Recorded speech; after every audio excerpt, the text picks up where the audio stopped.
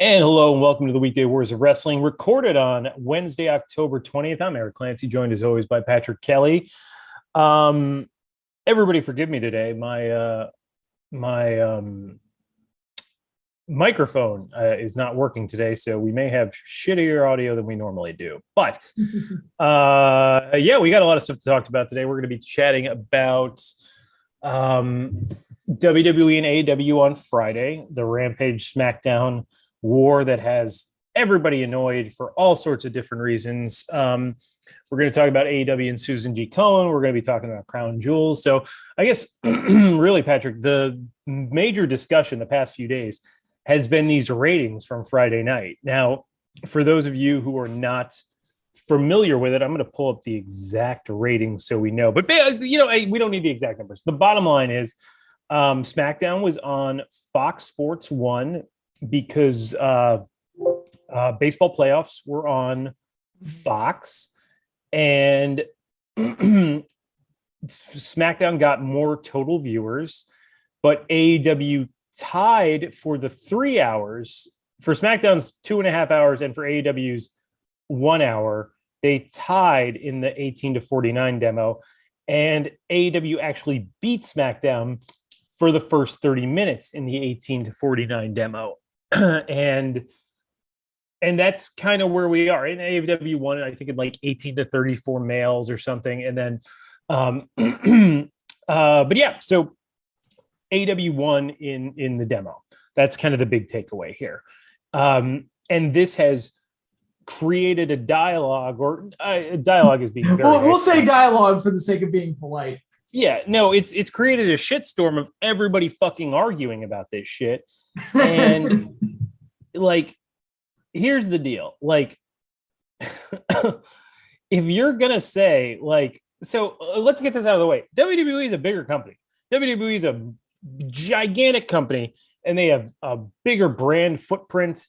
They have a bigger global footprint as far as distribution, as far as broadcasting deals, as far as advertising relationships.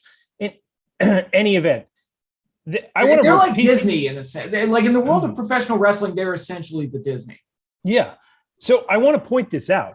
WWE shouldn't be losing anything to AEW in any way, shape, or form. I remember when NXT premiered and AEW was coming out, and there's a lot of revisionist history right now. We're like, oh, AEW was always going to win. They're the hot new thing. No, like NXT was an established brand for the previous 4 or 5 years that had a lot of goodwill coming into it. The fact that AEW came in and beat NXT was a big fucking deal, especially with the advantages NXT had with starting 2 weeks earlier, doing commercial free, loading up all these storylines between guys like Adam Cole and Matt Riddle, who people knew and established and knew the programs. And AEW pretty much had none of that. They had like 3 shows before that, or 4 shows. So they shouldn't have won. And I feel like that's what we keep saying over and over again. They shouldn't have won. Well, they shouldn't have beaten NXT. They shouldn't have beaten Raw in the demo. Oh, well, they shouldn't have beaten SmackDown in the demo. Like, it's all these things that they shouldn't do that keep somehow happening. And I guess the point that I'm saying is there's a lot of like tiny details that are being parsed over. People are like, yeah, well, AEW only beat them in the demo. They didn't beat them in total viewers. Are you fucking happy about that? If you're like, let's throw out the fact that like wrestling fans are tribal, because we are. It's like, it's what it is. Yeah. Throwing that out. If you're a WWE fan, if you were trying to champion this brand and say that everything's fine, are you fucking happy about that? Like, I want to point out, SmackDown is the A show. Rampage is the B show. I mean, Rampage, I think, is generally booked, but Rampage comes on 10 to 11 on a fucking Friday night. That's an awful time slot. And I'll give SmackDown credit. SmackDown, viewer-wise and demo-wise, has done pretty well in the past few months. They've like whereas Raw is like in a free fall, SmackDown's been pretty consistent. That said, I don't care if you're fucking on Fox Sports Net or Fox Sports 1, whatever it's called. The fact that you are losing in anything to this company is got to be a fucking red flag out the wazoo. You were I just can't imagine being like, yeah, well, they won in total viewers. Like that, really? Like, really? Like you're okay with that? And they should be. Like the AEW's B show shouldn't even be a blip on their radar for a show that's. I mean, SmackDown's been around since what 1999, so we're getting on. It's on its third decade. AEW should not even be a blip on the radar up against SmackDown, and the fact that it is should be troubling to people within WWE. And people, I don't think people think of the implications of what they say when they're saying certain things. I'll give you an example. They're saying, well, SmackDown was on Fox Sports Net, so it wasn't on Fox, and that hurt it. So I want to point it out because TNT and Fox Sports Net are both, or Fox Sports One. I keep calling it. I remember Fox Sports Net in the old days with TNA being on there. Fox Sports is on, I think, 6 million fewer homes than TNT. So not too much, really. I think it's like a 15% difference or like 10% different. I don't know. It's not a lot. And basically what those people are saying is, well, when you take away our giant advantage of being on a broadcast free-to-air network, they don't do as well and they get beat by AEW. So, okay, cool. So they only lost because they were on FS1, which I'll agree with you. It's a big advantage to be on Fox. But if I'm a Fox executive, and they pay attention to this stuff, if I'm a Fox executive and I'm saying, wow, when the sides are equal, this company is not that far up above this company. And with how annoyed they are with this relationship with WWE, or so we've heard. I don't know that if that's true. I mean, maybe some people in the company are annoyed, some people aren't annoyed. But the fact of the matter is, if I'm a Fox executive, I'm saying, well, in 2024, when this deal is up, maybe I just pay AEW 15 to 20% less than I'm paying WWE, and I'm probably going to get the same demos. And I want to point out this to everyone, guys. Nobody gives a shit about WWE's overall viewers. Fox doesn't care. Do you think Fox was like, you know what? We got this property so we could be one in overall viewers. If so, they're fucking failing because SmackDown's normally last out of the big four networks. It's normally behind ABC, CBS, and NBC on Friday night. Where it wins every week is the demo. So everybody can say, oh, the demo is a thing that Meltzer invented for AEW. The fact of the matter is they're getting paid because of the demo. So there's all sorts of talking out of both sides of everyone's mouths going on. And to me, it's just the fact of the matter is Rampage is the B show. SmackDown is the A show. I don't care if you're on Fox Sports Net. I don't care if you're on True TV. I don't care if you're on TBS. It should not have been this close. And it's just insane to see this happen. And people well, everything's fine. This is fine for WWE. It's the dog meme of sitting in the house on fire. It's like, this is fine. And, and we were having these discussions about WWE before AEW even came on the scene, where we were talking about things like numbers are slipping, the program, the booking, the financial success of it. A lot of these things are slipping and they're just kind of coasting on the brand and their past laurels. And now that there is somebody in the wrestling world that can kind of stand up to them at least a little bit, we're starting to see some of the negative impacts of that in the numbers. Yeah, I mean, it's been 20 years of a monopoly. Mm-hmm. And if you wanted to watch professional wrestling in this company, I mean, yeah, okay, you can get a country, I'm sorry. You could go get tapes of Japan or something, but up until 2016, 2017, that wasn't really, and by the way, that's when New Japan got pretty huge with the Bullet Club and Kenny and Okada and such. You couldn't really see much. You had to really dig or know a local promotion or it wasn't easy to get professional wrestling. Now, as far as the United States is concerned, there is another professional wrestling option.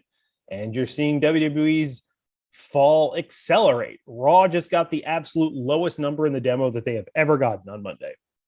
Lowest they've ever gotten. And we're including, excuse me, where I believe the demo has been recorded since 2012. But I mean, let's be honest, the the late 90s wasn't going to have anything lower than that. And even I think the early 90s, based on how like viewer trends and cord cutting, like there's no way that like 94 or 93 had lower numbers than that.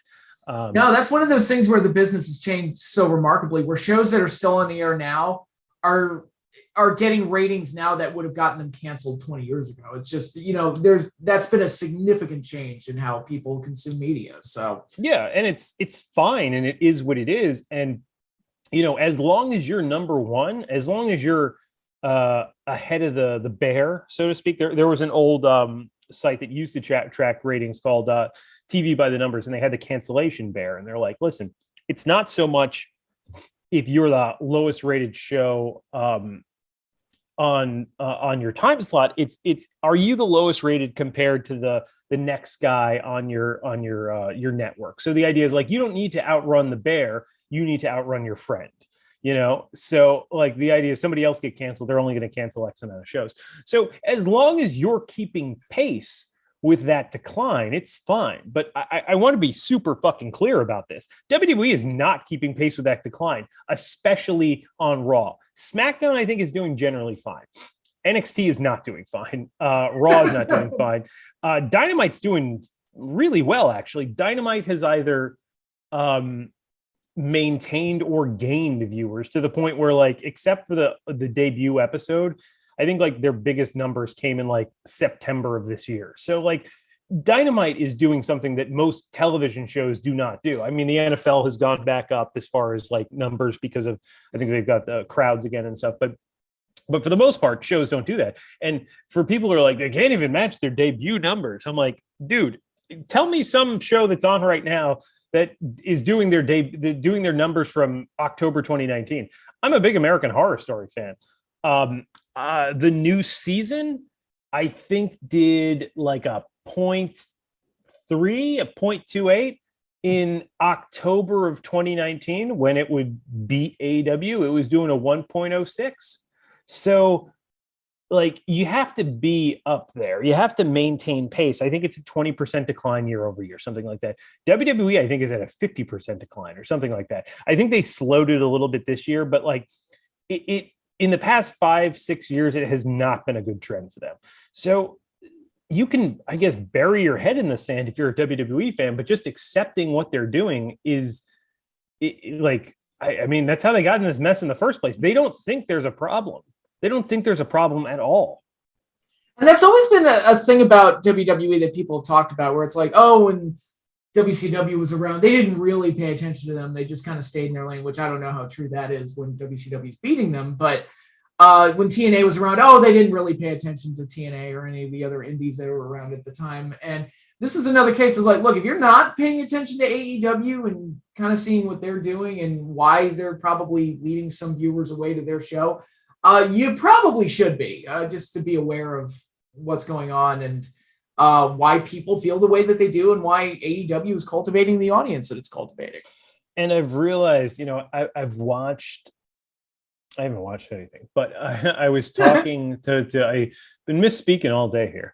I was speaking to someone the other day and I was asking him, I was like, because he was like, people like give WWE too much shit and AEW gets all this, all this praise. And I was like, okay, well, here's my issues with like WWE. It's not, I don't hate WWE to hate WWE. I mean, I watched WWE for like, I don't know, was it like 25 years or something like that? Something nuts. And I was like, I don't like the invisible cameras. I don't like the way the promos come off as totally fake. I don't like the way the announcing is so corporate. They feel the need to brand anything. I don't like the formulaic nature of the shows, how you have these guys like booking the show on the fly because, I don't like how the camera lingers on a wrestler's face for like 5 seconds after he stops talking before they fade to black, like as opposed to every other like sporting event where the commentator, the interviewer just says, and now back to you at commentary, like Gene Okerlund used to do. Like what the fuck happened there? And I was like, here's all my issues with that. And then he was like, well, I think their production's pretty good. And I was like, okay, so you're fine. Just to clarify, you're fine with wrestler A and wrestler B making a secret plot for Wrestler C. And then somehow Wrestler C is not aware of it, but it's been broadcast to everybody in the arena. And he said, oh, well, that's a thing that'll never change. I mean, all wrestling companies do that. And I was like, what are you talking about? Like, AEW generally doesn't do that. They had those Dark Order segments early on, but those were terrible. We called them out that they were terrible. I don't think New Japan has ever done something like that. No. I'm like, Lucha Underground did it, but Lucha Underground got away with it because they embraced the TV show format. Yes. It's not a live event. It's a TV show. So they got away with it. Yeah. So I said that, and he's like, oh, well, and I was like, he's like, listen, go back, and you guys listening to me know this. I've said this 1,000 times, but go back and watch, WWF from like 85 to like 98 or whatever, 97. And see like how they did it. And like in the Attitude Era, they started doing it almost cop style with like Austin and The Rock, or not really The Rock, but Austin. They'd be like, oh, we're going to place a camera in the entrance so we can catch Austin when he's coming in. Or like the Pillman Got a Gun segment is like total like investigative reported style production. And he says to me, he's like, oh, well, he's like, that's way before I started watching. I just assumed that's always how it was. And he's like, I started watching in 2005. And I'm like, it's almost this like Bane. I was born into darkness. You merely adopted it. I was born into invisible cameras. Born in it. Yeah. Like, there are these people that just grew up with it. And they're like, oh, this is what wrestling is. And they don't know any better. And I'm not trying to be like a snob or like condescending about it, but I'm just like, I think that's what a lot of it is. They've grown up with WWE's presentation. They don't know anything else exists. Yeah, no, that's absolutely. And ever since we lost WCW and ECW, and it's just been a WWE world the entire time, we have an entire generation of fans that grew up with nothing but that. And that shapes and molds expectations for what wrestling is supposed to be. I remember when the guest host thing started in 2009, and we were like, oh my God, people are going to think this is what wrestling is supposed to be moving forward, which thankfully that didn't really catch on. But it's WWE started and continued a bunch of trends and bad habits in wrestling writing that I think a lot of people in the wrestling bubble aren't aware of, but if you're not in the wrestling bubble and you watch it, you know exactly what the problem is. Yeah. I mean, like, I think it's, you see it when you're out of it. And I've said this, which is funny because everybody's like, oh, WWE attacks more mainstream people. I'm like, I think WWE's turned off more mainstream people to pro wrestling in the last 20 years than anything else. I think AEW's success shows that there is just a pent up demand for pro wrestling treated right.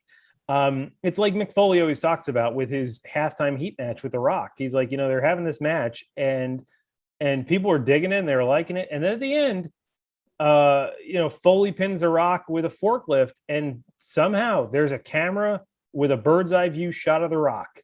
But ladies and gentlemen, that's what I mean by visible cameras, things that like don't make sense in the context of what we're watching. And Foley talks about it. He said, once that happened, he's like, I was watching it in a bar. He's like, people even laughed at the popcorn spot where they hit him with the popcorn and stuff. But he's like, when that happened, they were like, ugh. And they just like, it was like a bunch of dudes in a bar, and that like totally turned him off.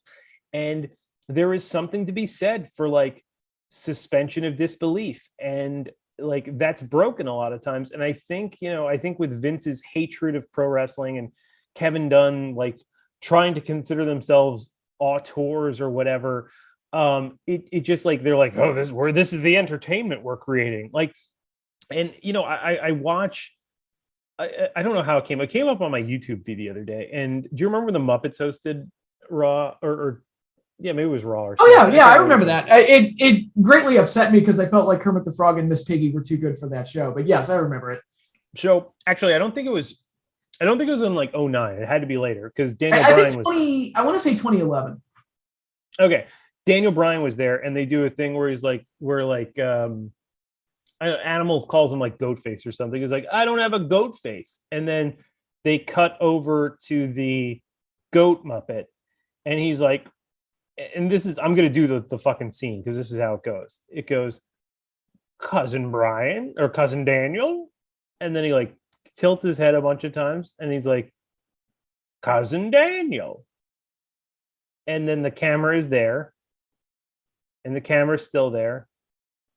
And then the goat walks away and then it's done. And it's just like, who fucking paced that shit out? Like, it's not even, it's just like comedic timing. Like, like, and AEW will do, they'll fucking cut that shit the second, like, they'll be like, I don't know, there's the beat, and then they're like, they cut back to you, JR, and they do it quick, and it's this frenetic, kinetic pace. And like, listen, guys, I'm not fucking young. I'm 35 years old. I'll be 36 in a month. I'm not going to pretend I know what like cool is or anything, but I'll tell you what's not cool is WWE. And when I see like the YouTubers that younger people are watching, or like the TikTokers, what do I see? Fast cuts, rapid, quick succession, quick hitting things. And I look at WWE and I'm like, this is like out of touch in every possible way. And I don't mean like, I'm not saying like out of touch, like, oh, we need more rap music on the show, or like, or a celebrity. I mean, just in tone and overall like production, like you're not processing information the same way young people are. And it's just like, I mean, like, and that's who they're targeting, because WWE, they go after kids these days, and they're doing everything they possibly can to drive kids away, it seems. Yeah. And can I say, like, this is a whole totally loaded thing, but can I say why I think that's a bad strategy? Go for it. Like, so you're targeting kids by making a kiddie show. I posit the fact that kids are going to watch wrestling regardless. I think kids are always going to be attracted to wrestling in the same way that kids are attracted to superheroes. So like, you've already got them, right? Right. And like, the worst thing that will happen to them is they'll, for you as a wrestling company, is when they're 12 or 13 to see this show that's targeting kids with kiddie jokes or whatever, and being like, oh, that's lame. Because these kids are going to look at what their older brothers and sisters are watching, and they're going to, like, their 15, 16-year-old brothers and sisters, and say like, oh, what are you guys? Oh, what's this? This is wrestling. Oh, this is cool. So I think you inherently want a young adult audience, like Nitro did and like the Attitude Era did. Now, I understand that the sponsorship problems for that, guys. I work in advertising. Like, I know the issues with that. The problem is, like, or not the problem, but the solution is, you don't have to have like softcore porno, like Sable, or like people calling each other like racial slurs or anything. You just make it a little bit more mature. I mean, Marvel does that. Marvel doesn't have a bunch of kiddie jokes for the most part. It's like pretty mature content for like superheroes. And that way the adults can enjoy it too. And I think that's the thing when you're like, oh, we're going to target kids, because the idea is that, oh, kids will grow up and then we'll have new fans. I'm like, but the kids are just going to grow out of it. If you target the kids, you're not going to stay with them over time. So I've always thought that that's like that 16 to like 32-year-old is like demographic is where you want to target. Yeah, I would agree with that. And that's where you and I were fortunate, because I got into wrestling roughly 89, 90. Oh, it grew up with you. You got like the best of both worlds. Yeah, again, by the time I was a high schooler, it was like I was still watching it religiously, because it was almost like you said, it grew up with me. And it was like, oh man, it's completely different to what it was when I was 4 years old. Yeah. And I mean, like, what did WCW do that worked so well? Well, you know, they presented, first of all, they did a bunch of things. You know, they had that kind of production that we talked about. They brought in a new style of wrestling, like the luchadors, the Japanese wrestlers, Canadian wrestlers from ECW that we hadn't seen before. And then they took stars that people remembered when they were like kids 6 or 7 years ago, and now they were like teenagers or young adults, and they're like, well, hey, remember when you grew up with Hogan? What if we turned him heel? What if Hogan's a bad guy now? And like in the 90s, and kids who were kids and then grew up and became cynics, because that's what happens to us. They're like, well, hey, that's an interesting angle. And you bring in like Hall and Nash, who they're familiar with, and you bring in guys like Piper and Savage, and you're like, well, hey, let's do these old feuds with a twist. Let's have Piper as the good guy and Savage as the bad guy. And that shit worked. And people were like all into it. They're like, wow, this shit that I watched as a kid, I'm seeing this like new version of it. And to a point, AEW is doing something similar to that. They've got guys like, you know, Chris Jericho and Sting And CM Punk, it's amazing. I saw somebody the other day say, he's like, oh, CM Punk being back, it's like my childhood. And I'm like, holy shit, I'm old. But hey, right. But it's true. It's true. CM Punk's heyday was 10 years ago. That's basically Hogan in 96, Oh, yeah. like if you think about the time period that's passed. So so what they're doing is they're like, well, hey, like let's take, well, wow, Sting's back, and who's this new guy that he's with? And they're kind of taking that next step that WWE didn't take with WCW didn't take when they're like, instead of elevating the Booker T's and the Ravens and the Jerichos and the Guerreros and all those guys and the Bagwells, they're like, AEW is doing that. They're like, okay, here, Darby, go with Sting. Hey, Sammy, go with Jericho. MJF, you're fine on your own. They're really, I don't know. It just, to me, it seems like that next logical step. I think for people that were kids in the 80s, teenagers in the late 90s, and are now like in their 30s and stuff, I think AEW is like the next logical step in that, like, quote unquote lifestyle storytelling that we're talking about. Yeah, absolutely. And I'm not even completely happy with everything that AEW's been doing. We're back to the Saturday Night Dynamites, where it always feels like whenever they get preempted, they kind of take the pedal off for a little bit. Yep. And I've got criticisms for sure, but it's like, dude, I'd much rather watch this than whatever the hell is going on Raw and SmackDown. That's just WWE programming. When you go a really long time without watching it and then try to get back into it, it is exceptionally hard because the flaws of the show become even more apparent. Yeah, and you and I watched through like the worst fucking shit. I mean, we watched in 2009 on Raw. I mean, SmackDown 2009 was pretty good for a time, but we watched it on Raw in 2009, and that was like the worst fucking television show I've ever seen in my life. Yeah. It got pretty bad at times. It's one of those things like, if you weren't the recognizable brand that you've built for yourself and that you are, you would have been canceled by now, because there's no way a show as bad as this would be allowed to continue. I wouldn't think. Well, I think it's a thing that people are just like, I guess I want, I want wrestling. And I think, and we'll move off this topic in a second, guys, because it's been going a while, but what was I going to say? Oh, sorry. Like there's that like famous promo that everybody always references where Triple H is like, me and my friend Mark, we're going to stop watching. And then the joke is like, oh, they've lost 50% or 70% of their audience since that promo. Cause I think they were like 5 million people then, and now they're at like 1.5 or whatever. And it's like, that's the last thing you want to do to encourage people to go. Like, I know that they thought like, they're just going to be back every day. Well, guess what? They didn't come back. They left, and they didn't just keep watching. And like the best thing WWE has going for it right now is that it's habit watching for wrestling fans that have been around forever and just don't want to make that decision. I think once you make the leap, and TNA actually had an interesting kind of marketing campaign. I don't know if it was executed well, but the idea of like cross the line, like, take a leap of faith. The problem was half the time they would like watch TNA shows and they'd be like terrible. So that everybody would be like, I'm going to step back over the line. But like, with AEW, like the worst thing a WWE can happen to a WWE fan for WWE is for them to watch AEW, I think. Yeah, because again, anybody who's being honest with themselves, and you sit down and again, you can compare stars and say like, oh, guys like Roman Reigns look like more of a star than most guys in AEW. We can have that discussion, but the presentation itself is so much better in AEW. It's even when the show isn't that great, it still feels like, at least it, looked nice and it was briskly paced and it didn't insult my intelligence for 2 hours.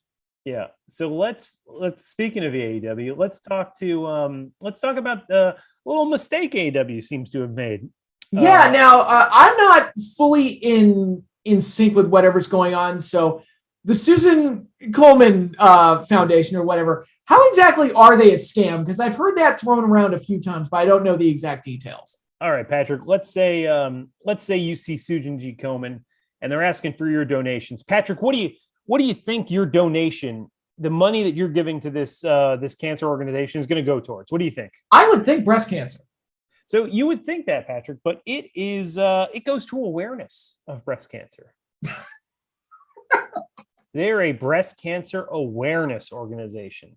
None of that money goes to research for breast cancer. And some people are like, oh, well, the CEO has a 6-figure salary. I don't give a shit about that.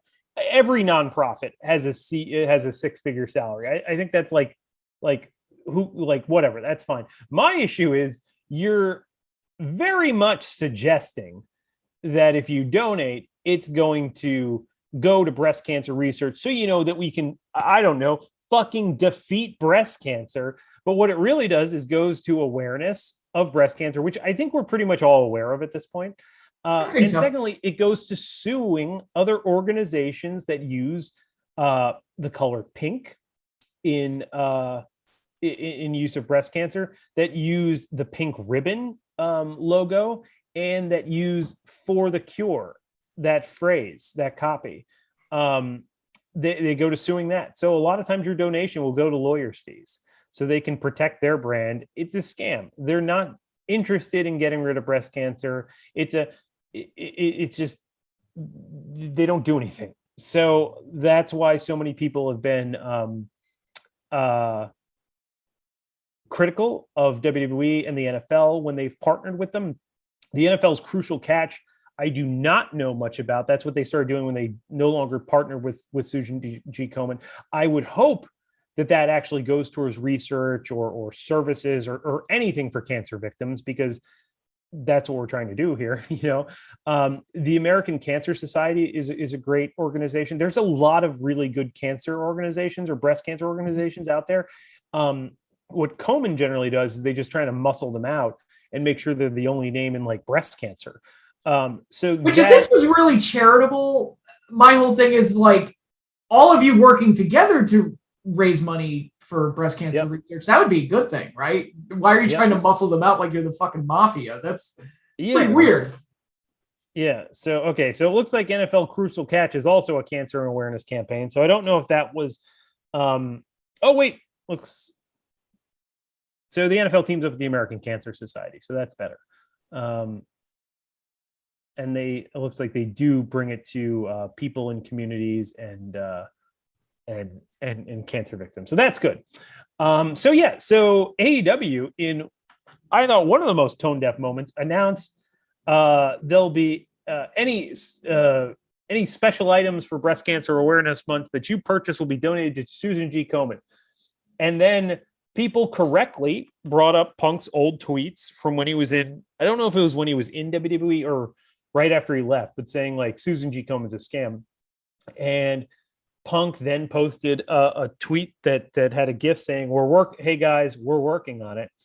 And then AEW deleted their Susan G. Komen tweet. So, I mean, to me, there's two things here. Number one, it's not a good look for whoever okayed this. I have to assume it's Tony, because he okays most everything in that company. Mm-hmm. But something that is nice is hey, as soon as it was called out, they hopefully pulled back on this, because this is not a good look. So we don't know what's happening or going on, but it does seem like they've pulled off that, which just partner with American Cancer Society. That would be the better thing to do, I would say. Hey, are you ready for WWE in the greatest country in the world, Saudi Arabia, baby? They're going back. We didn't get to go there last year. Most people are going back, except for anyone who's Serbian, anyone who might be gay, the women will have to do special things, but everyone else can come. Oh yeah, for sure. There's 2 women's matches on this card, so that's impressive. That's progress, baby. I mean, honestly, that is progress, but I don't know. They seem to be a pretty awful country government, not the people, but the government. Anyway, so we've got the Usos. Oh, that's a pre-show match. Who cares? All right, so we've got Roman Reigns and Brock Lesnar Why are they getting this out? I mean, that was like the big match that they had. Why are they getting it?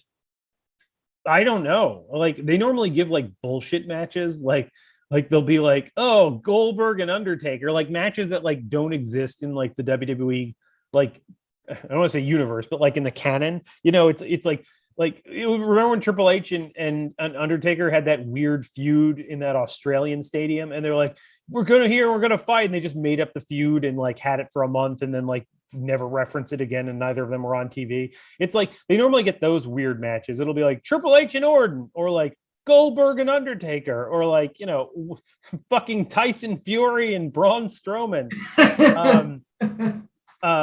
So yeah, no, this actually is like a big card with storylines leading into it. They're actually treating this like it's a real show, as opposed to the other ones where they're like the greatest Royal Rumble and we'll have 70 people in it. So we got Roman and Brock, which is like their big match. You'd think they use it for like, I don't know, Survivor Series or something. I guess they're just gonna have like Roman and Big E or something. I mean, I think we know who wins this, right? It's Roman, because they taped an episode of Tribute for the Troops, and Roman has the title. So unless they're going to do some like switcheroony, I feel like he's going to keep this thing. Yeah, most likely. I would assume so. Or they'll probably do like a DQ finish of some kind to kind of keep the feud going. But Roman's walking out of there with the belt. Yeah. We have Becky in a triple threat against Bianca Belair and Miss Unvax, Sasha Banks. I almost called her Sasha Cohen. I don't know who Sasha. Oh, Sasha Baron Cohen is Borat. That's who. Yep. That's another match. That was like their biggest women's match to do, and yeah, Saudi gets it. They've had a bunch of matches that they've just fucking blown through. Like Bianca and Becky is a big match, and they gave that like no finish at the pay-per-view, and even so, I thought they were going to like do a situation where they're like, oh, maybe Bianca has to work her way up to get the shot or something. You can like stretch it out a little longer. But they didn't do that. Then they're like, oh, Becky and Sasha at Smackdown. Then they didn't really do anything with that. Now they're going to have a triple threat match. I imagine Becky wins, but yeah. I would think so too. But again, we'll see. It's arcade. And by I'll see, by we'll see, it means I'm going to read the results the day after. I'm not actually going to watch the show. Yeah. Now it's a rematch from SummerSlam. It's RK Bro, Randy Orton, and Matt Riddle, who is a guy who could probably be a new top guy for them, but they're just like, just hang out here for a few more years until you're 40 years old, and then no one thinks you're cool anymore. Apparently they hate him. Like apparently he's like, I don't know, like a problem backstage or something. So they keep he like calls out people in storylines, like he's like, oh, Goldberg, and then Goldberg gets fucking annoyed because he hasn't grown up in the last 30 years and gets angry at everyone. Yeah, I mean, whatever. They're going to take on AJ Styles and Omos. I don't know if this seems like a WWE thing where Orton turns on him because everybody in a tag team has to turn on everyone else to get their next feud. So I guess that's what's going to happen. I feel like Orton's had hasn't he had 3 tag teams with RK, some kind of pun? There's Rated RKO. FTRKO. This one. Yeah, I mean that's 3. That's a lot. Number. That's almost as many times as Kane and Big Show were tag team champions. Oh my God, they just would do it every 3 years. They'd be like, and then act like they never did it before. Yeah. What are these monsters gonna do? Big E is gonna take on Drew. I can't imagine they take the title off Big E this quickly. No. Goldberg against Bobby Lashley. Goldberg's 100% winning this because he's lost his last 3 matches against Bobby Lashley, Drew McIntyre, and Braun Strowman. So there's absolutely no way they're going to have him be 0-4 in 2 years. And also Lashley, he's no longer the champion, so they don't have to worry about how do you get the title off of Goldberg and all that. And that's why I think they did the title change to Big E, so they could have a big we have stuff happen on our show, but also that hey, Bobby Lashley can lose now. Yeah, and also Lashley won the first match, so it seems likely that Goldberg would win this one. Yeah. We got our King of the Ring tournament finals, Finn Balor and Xavier Woods. I would think Balor would get this, right?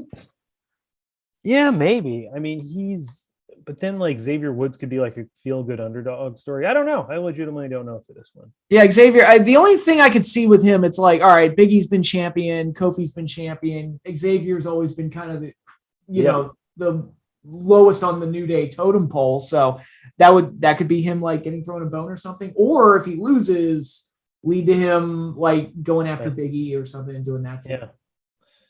And we have Doudrop and Zelina Vega. Also, I legit don't know who would win this.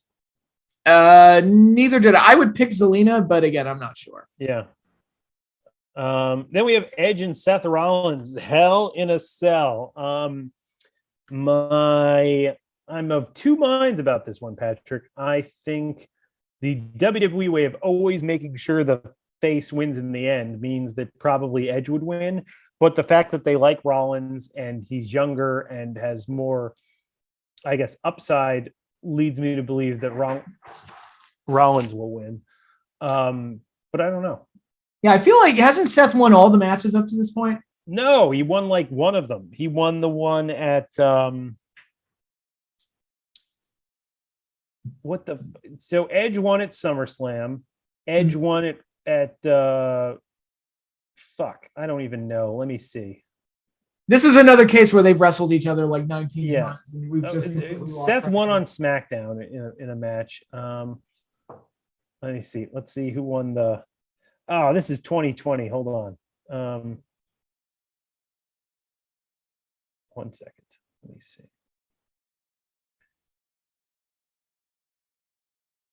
Yeah, so Edge won at SummerSlam. And then I think they had a match on SmackDown. So never mind. Okay, apparently they didn't wrestle as many times as I thought they did. So yeah, this is like, I guess, the rubber match. Yeah, I'll pick Seth. All right.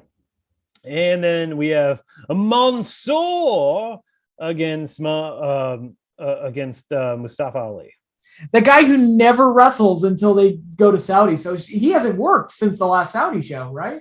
I don't know. Let me look up Mansoor. Well, on his Wikipedia page. Oh no, he's on 205 Live. Oh, good for him. Yeah. So who do you think is going to win, Patrick? Do you think it's Mansoor? Going to be? I would think keep us undefeated. It's got to be. I think it's got to be Mansoor. The guy is fucking unbeatable in Mansoor. That's they call that hometown advantage. Oh yeah. Oh hell yeah. So that's Crown Jewel. So I'm not going to watch it, but if you guys want to, that sounds like it could be quote unquote fun. Patrick, do we have any mail to go through? No, I have not had a chance to go through and check for any questions. But if you want to submit questions for the next time we do it, you can send them to weekdaywarriors2020@gmail.com. All right. Well, everybody, we thank you very much for listening. As always, remember to like, subscribe, share, smash that like button and subscribe. All that fun stuff. And we'll see you guys next time. Hopefully before Halloween, so we can we'll do a spooky Halloween episode and maybe submit some Halloween or horror wrestling themed questions to us. And we'll read them on the show. Nice. So everybody, I am Eric Clancy alongside Patrick Kelly, and we are signing off.